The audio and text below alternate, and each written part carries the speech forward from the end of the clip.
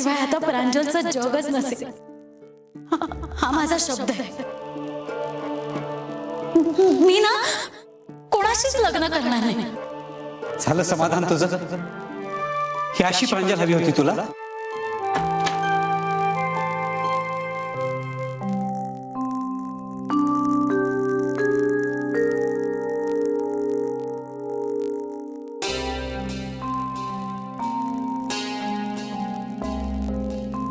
तिन्ही सांजेच्या वेळी भरल्या घरात अशी दिवे घालवून का बसलीस?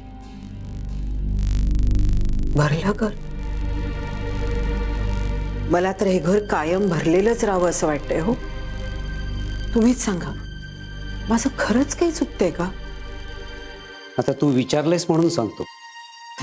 काळजीपोटी असेल, पण अति हट्ट केलास तू. तुझा उद्देश कदाचित चांगला असेलही, पण अगं त्याचा परिणाम काय झाला? आपल्या प्रांजलला किती त्रास भोगावा लागला पाहतेस ना तू. मला असं वाटतं की एक मिनिट, माझा निर्णय झालाय. मला प्रांजलला भेटायचं आत्ता. कुठलाही तडकाफडकी निर्णय घेऊ नकोस. हे बघ, अविचाराने मी कोणताच निर्णय घेत नाही. आणि आत्ता जो निर्णय घेतलाय ना, तो तर खूप विचार करून घेतला. चला. अगं वीणा,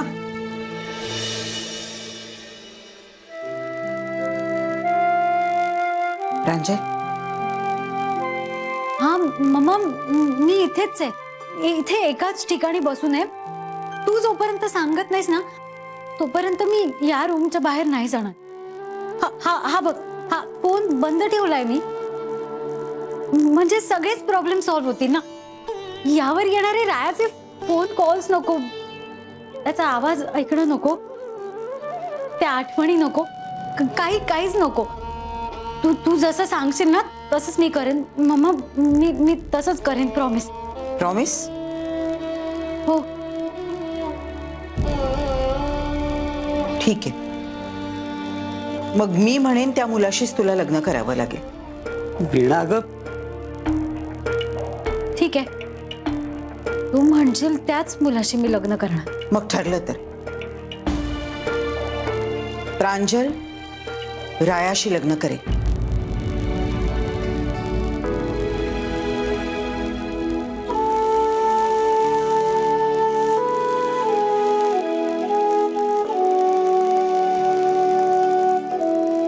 हो, प्रांजल प्रधान राया चिटणवीसशी लग्न करेल. मम्मा, असं नको ना म्हणूस. मी तुला म्हंटल ना, तुला हवं तसंच करेन. मला तुला अजून त्रास नाही द्यायचा. नाही ना द्यायचा, म्हणून तर म्हणते की तू रायाशी लग्न कर. अगं तुला खात्री आहे ना की राया तुला सुखात ठेवेल? मग झालं तर. अहो, मी तयार आहे बरं का यांच्या लग्नाला.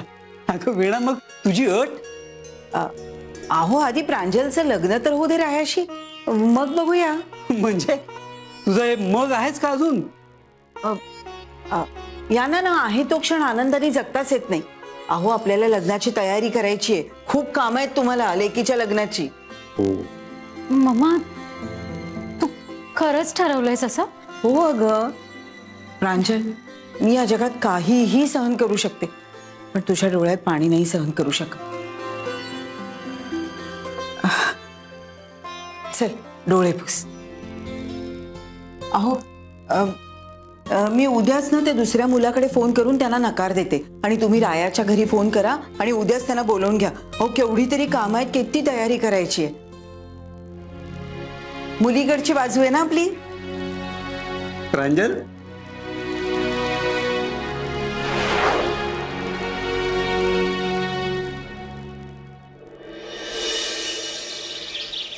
कन्या रास, तब्येतीला सांभाळा. अरे बापरे, हे ऋता, बाबांनी औषध घेतलं का विचारा त्यांना. आऊजी, उगाच त्या राशी भविष्याची चेष्टा करू नका आता तुम्ही. काल माझ्या भविष्यात काय लिहिलं होतं? धनलाभ होईल. मला रस्त्यावर पडलेली 10ची नोट सापडली काल, देवाऱ्यात ठेवलीये मी ती.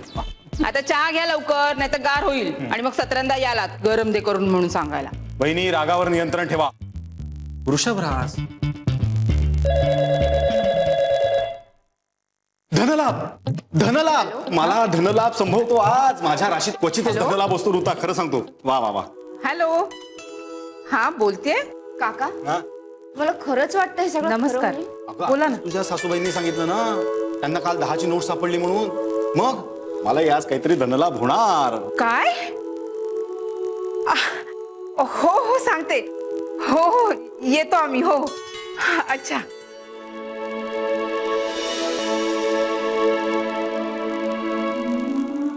ऐका आता प्रधानांच्या घरून फोन आला होता काय म्हणाले प्रांजलचे बाबा बोलत होते फोनवर त्यांनी सांगितलं आधी मी सासूबाईंना सांगणार सासूबाई सासूबाई काय झालंय नक्की मला काय माहित? काय का काय झालं आभाळ कोसळल्यासारखा हाका का मारतेस सासूबाई प्रांजलच्या आईने रायाच्या आणि प्रांजलच्या लग्नाला होकार दिलाय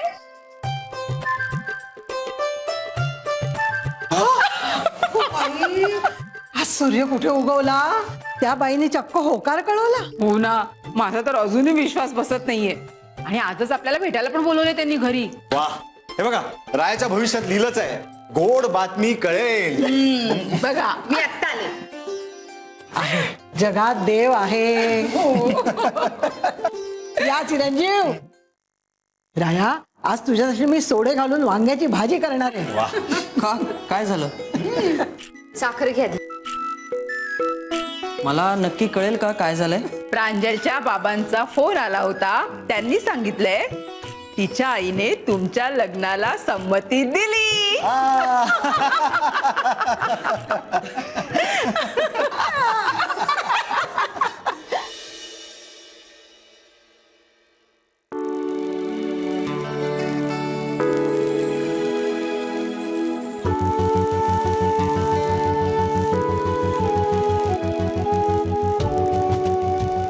इडापिडा टळो कुणाची दृष्ट न लागू अशीच हसत राहा नेहमी तू रडताना ना अजिबात चांगली दिसत नाहीस हे बघितलंस ही खास साडी आणली आहे तुझ्यासाठी ही नेस छान आहे रंग आवडला ना नेस तुझ्यावर खूप छान दिसेल चल मला खूप काम आहेत तू तयार हो मम्मा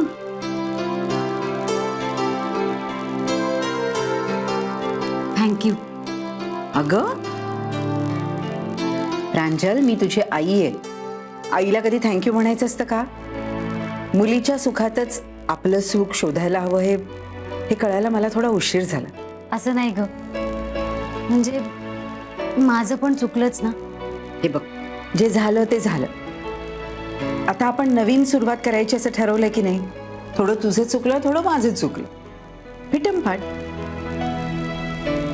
बरं हे बघ एक गोष्ट लक्षात ठेव कोणत्याही मुलीच्या आयुष्यात हे दिवस परत येत नाहीत त्यामुळे जितके दिवस या घरात राहशील ना तितके दिवस खूप आनंदात राहायचं मम्मा मला इथून जाताना खूप त्रास होणार आहे ग प्रांजल मला तुला कल्पनाही नाही की तुझ्यापेक्षा कितीतरी जास्त त्रास मला होणार आहे कालिंदी एक गोष्ट सारखी राहून राहून मनात येते त्या बाईच्या डोक्यात वेगळं काही शिजत नसेल ना सासूबाई नका काळजी करू तुम्हाला वाटतंय ना तसं काही नसणार प्रांजलचं दुःख बघवलं नसणार त्यांना शेवटी आईचं काळीज आहे ना ते बाजार फुटणारच आई तुझं बरोबर आहे पण आजीच्या म्हणण्यात पण तथ्य आहे म्हणजे ना आपण आता आहे ना जरा सांभाळून नीट विचार करून बोलायला हवं मला आधी एक गोष्ट सांगा त्या अटीचं काय झालं म्हणजे घर जावई होण्याबद्दल ती अट पण त्यांनी मागे घेतलीये असं सांगितलं प्रांजलच्या बाबांनी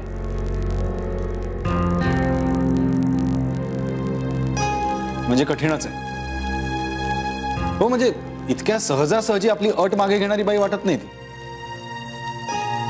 काहीतरी गौडबंगाल नक्कीच आहे आत्ता तर्कवितर्क करून काय होणार आहे आपण नीट विचारपूर्वक त्यांच्याशी बोलायला पाहिजे प्रांजलचा गृहप्रवेश निर्विघ्नपणे पार पडो काय राया कधी देणार पार्टी येईल ना चांगली जंगी पार्टी करूया.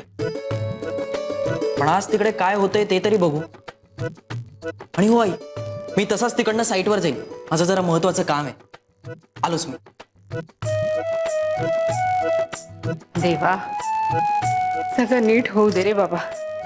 माझ्या रायाचं लग्न निर्विघ्नपणे पार पडलं ना, ते आम्ही सगळे एकविरेच्या दर्शनाला येऊ.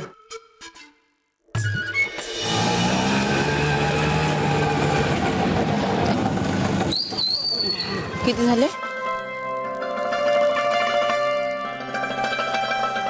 राया कुठे गेला? अजून नाही आला तू. आला. चला. पण ऐका, आतमध्ये कोणी काही बोललं तरी चिडायचं नाही. ती कधी पापड मोडेल आणि लग्नाला नकार देईल काही सांगता येत नाही. तेव्हा कोणी काही वेडवाकडं बोलायचं नाही, कळलं? अरे राया, ते केस नीट कर, नाही तर तुझी सासू रिजेक्ट करेल तुला. सासूबाई, चला आता. खरं सांगू का, मलाच दडपण आलंय हो. काही चेष्टा करतेस का माझी? हो खरंच नाही, म्हणजे आपल्याला काही अनुभवच नाही ना. मुलाकडची माणसं पहिल्यांदाच आपल्या घरी येत आहेत.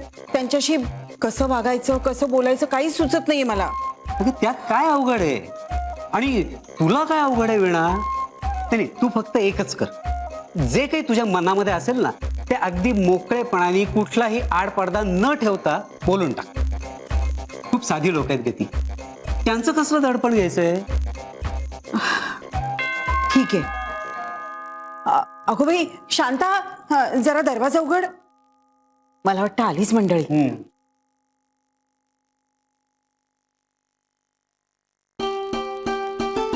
या ना, या या.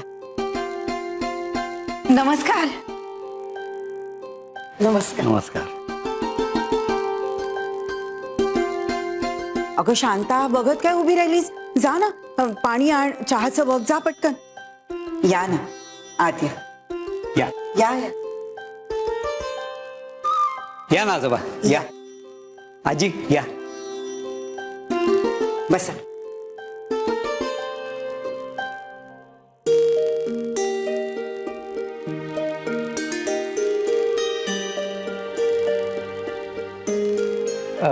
मला असं वाटतं की आपल्या कुटुंबामध्ये आतापर्यंत जे काही झालं, आपण हे सगळं विसरून जाऊयात आणि एका नव्या नात्याची नव्यानं सुरुवात करूयात. अगदी बरोबर बोललात. खरं तर ही घडी म्हणजे आपला भूतकाळ विसरून जाऊन मुलांच्या भविष्य काळाविषयी विचार करण्याची आहे. रायाचे बाबा नाही आले?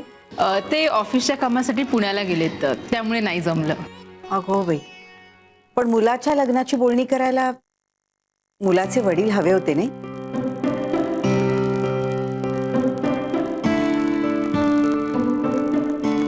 लग्नाची बोलणी? खरं सांगायचं तर आम्हाला काहीच कल्पना नव्हती हो. पण प्रधान साहेब तर म्हणाले होते फक्त भेटायला या म्हणून. हो, म्हणजे भेटल्यावर हेच बोलायचं होतं ना. आता मुलगा आणि मुलगी एकमेकांना पसंत करतात म्हणल्यावर आपल्याला पुढची बोलणी करायला नकोत का? पण असं आजच म्हणजे असं कसं? अहो, मुलीकडची बाजू आमची. आम्हाला हे कार्य लवकरात लवकर पार पडावं असं वाटतं.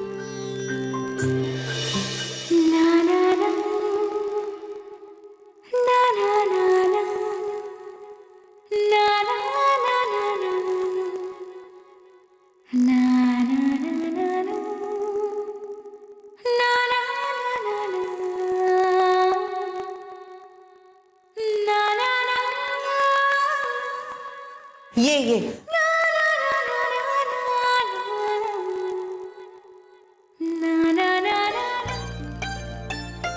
सुखी राहा. आयुष्यमान. ये.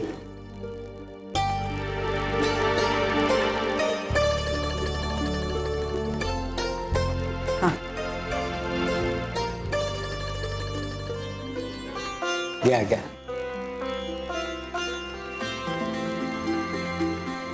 घ्या ना.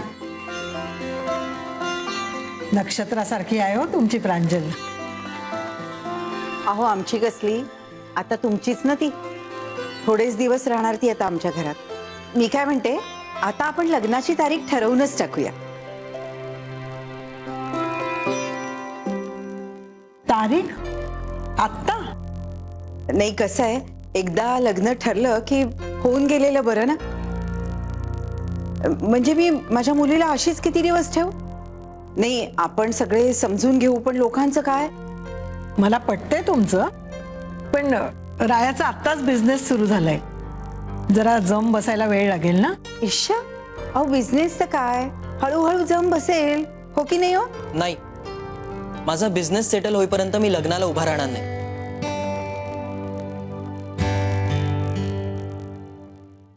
घ्या.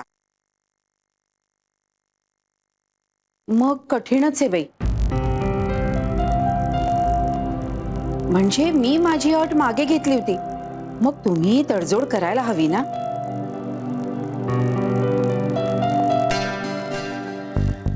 नाही, मला माहिती आहे बिझनेसमध्ये जम बसायला वेळ लागतो, पण किती ते कुठे आपल्याला माहितीये. मग तोपर्यंत मी प्रांजलला अशीच ठेवणार का? तसं असेल ना तर आपण आधी साखरपुडा करून घेऊया आणि मग वर्षभराने लग्न, काय सासूबाई? हो, छे छे छे छे, साखरपुडा वगैरे गोष्टींवर माझा विश्वासच नाहीये.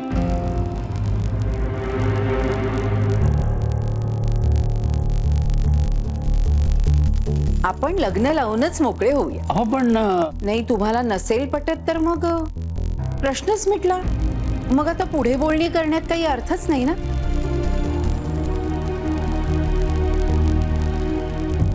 बघा बाई, मी सगळं मान्य केलं होतं, अट सुद्धा मागे घेतली होती की नाही, पण आता हे मला नकार द्यायला भाग पडतायत. नाही नाही, चालेल, ठरवूया आपण. कधीची ठरवायची तारीख? आपण दोघांच्या पत्रिका गुरुजींना दाखवू आणि त्यांना सांगूया लवकरात लवकर मुहूर्त काढा म्हणून. मान पान देणं घेणं सगळं तुम्ही म्हणाल तसं. तशी आमची अगदीच मोजकी माणसं आहेत.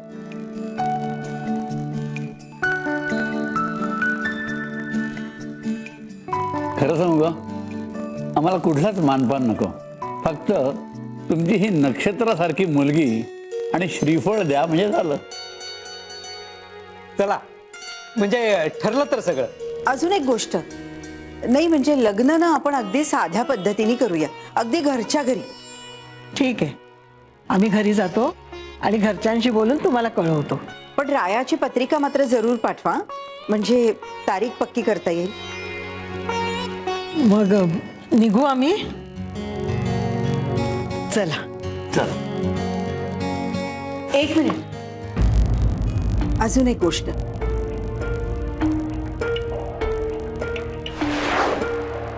काय आहे, माझी प्रांजल खूप लाडाकोडात वाढली. तळहाताच्या फोडाप्रमाणे जपलंय मी तिला, कशाचीही कमतरता पडू दिली नाही. त्यामुळे यापुढे तुम्हीही तिला तसंच वागवाल एवढंच माझं म्हणणं आहे. तुम्ही प्रांजलची अजिबात काळजी करू नका, तिला आमच्या घरी कशाचीच कमतरता जाणवणार नाही. हो का? मग मग माझी एक अट आहे.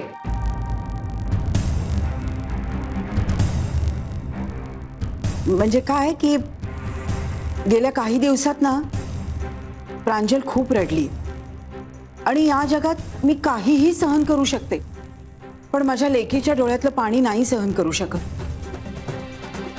त्यामुळे लग्नानंतर प्रांजलच्या डोळ्यात मला पाणी दिसलं तर मी तिला माझ्या घरी परत घेऊन येणार.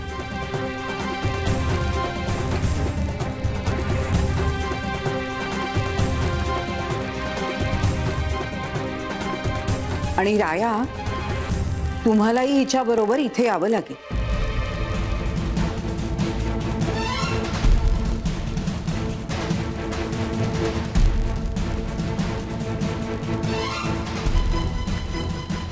ही माझी अट मान्य असेल ना तरच हे लग्न होईल.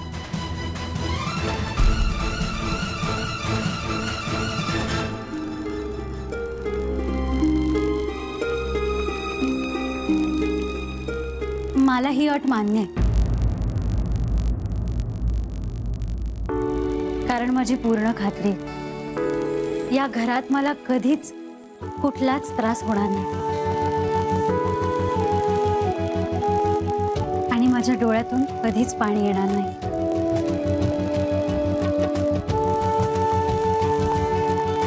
प्रांजल, बाळा, हे सगळं तू म्हणतीयस, यांच्यापैकी कोणीच म्हणत नाहीये. यांना बहुधा ते मान्य दिसत नाहीये. मला मान्य आहे तुमची अट.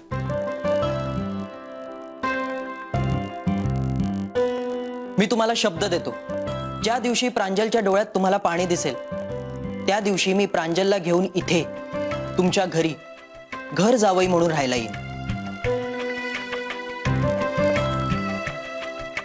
आणि तो दिवस कधीच उजाडणार नाही याची आम्ही खबरदारी घेऊ. कारण आमचा आमच्या कुटुंबावर पूर्ण विश्वास आहे.